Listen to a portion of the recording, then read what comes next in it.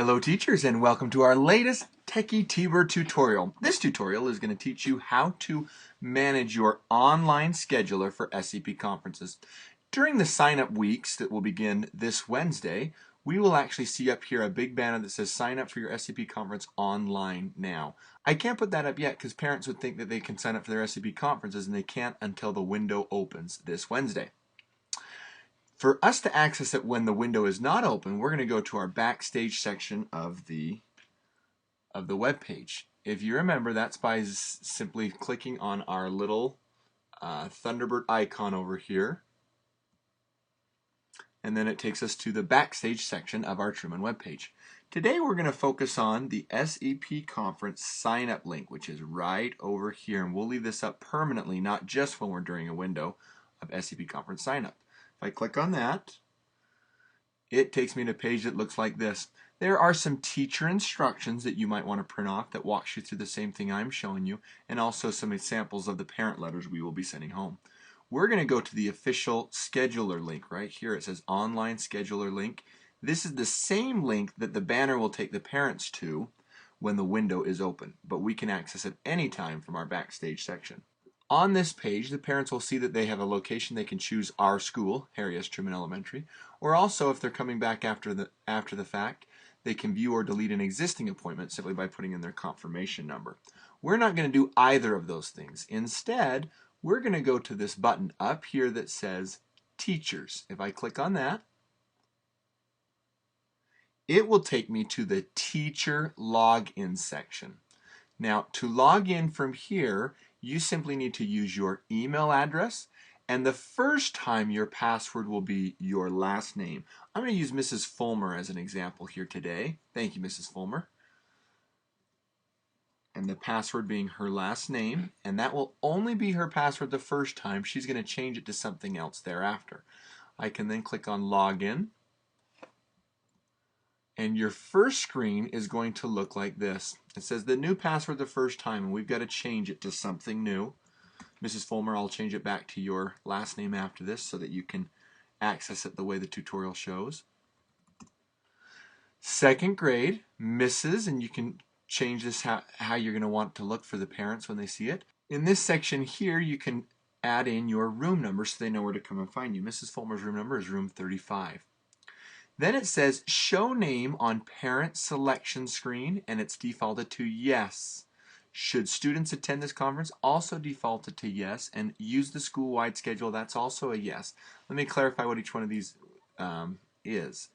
The show name on parent selection screen should be yes if you're a teacher conducting conferences with the online scheduler, and that's all of us.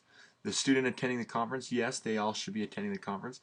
This is the one that might get changed to a no. The school-wide schedule defaults to 10-minute appointments with a dinner break from 5:30 to 6. If you want something other than this, you'll need to manually schedule it yourself, and you start that by selecting no. You do not want to use the school-wide scheduler.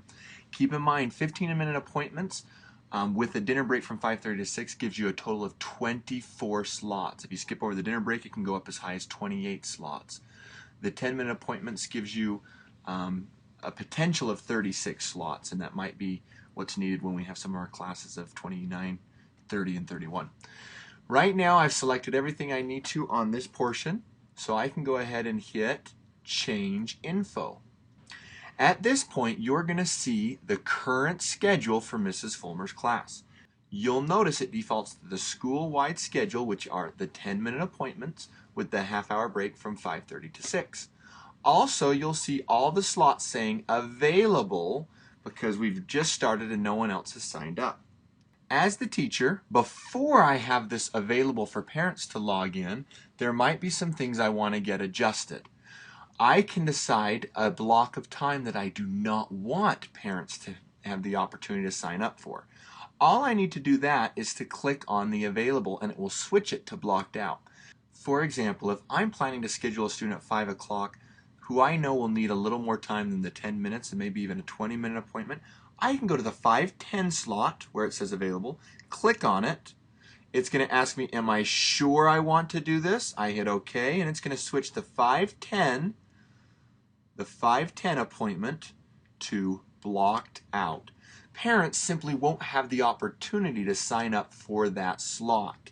And you can choose where that needs to be. Be careful, you don't want to block out so many of your slots that it can't possibly fit the number of students you have. But other than that, you have your leeway to block out which appointments you do not want filled. Now, as I scroll down the screen, I have two other features that are very important and I want to zoom in on them. The first says add a time to your schedule. This is where I can make minor adjustments to the school-wide schedule or the schedule I've designed. This is where I can make minor adjustments to the school-wide schedule and maybe add or remove an extra appointment. On this portion, I can choose exactly what time, which starting with the date, what hour, AM, PM, and how many appointment slots would go into that spot. For example, let's suppose that I want to do an extra slot at 3:50 to get started at 5 minutes after the day's ended and get one more appointment in before we would have the school-wide schedule start at 4 o'clock. On Wednesday, March 21st, 2012, I'd leave that there. Then I can come over here and choose that I'm going to do 3. Click here and I'm going to do 50. And of course this would be PM. And I'd only want one time slot in there because I only want one parent able to come at that time. I can go ahead and hit add time to schedule. You are about to add this entry to your schedule and I'm going to hit OK. You'll notice that up at the top it's added in for me on Wednesday, March 21st at 3:50, one extra slot. And I can go ahead and use that. Right now I don't want that. It was just an example and I don't want to tweak Mrs. Fulmer's schedule differently than how she wants. So I'm going to go ahead and hit the red X next to it and confirm that I want to delete that slot. And then it is gone. No longer is there a 3:50 slot. The other feature down below is to actually make an appointment. This is the one you might use the most often when a parent emails you and say they need some help getting an appointment made. You can simply log in, go ahead and pick the student, and also pick the time that you're going to want to meet with that student or that the parent's requesting and hit make an appointment. Let's test that with Andre here. If I click on Andre and the parent is requesting that they get the 4:50 on Wednesday slot, I can mark those two things. I hit make an appointment. I get prompted, are you sure you want to do so? And I say yes. And then up here, it is going to show that Andre has reserved the 4:50 on Wednesday, March 21st slot. They're all scheduled and ready to go. That's a quick tutorial on how to use our new online scheduler. You can refer to all of this by the printed notes, step-by-step teacher instructions that was found also in our Backstage section. Good luck and don't hesitate to ask either myself or Mr. Pope for help.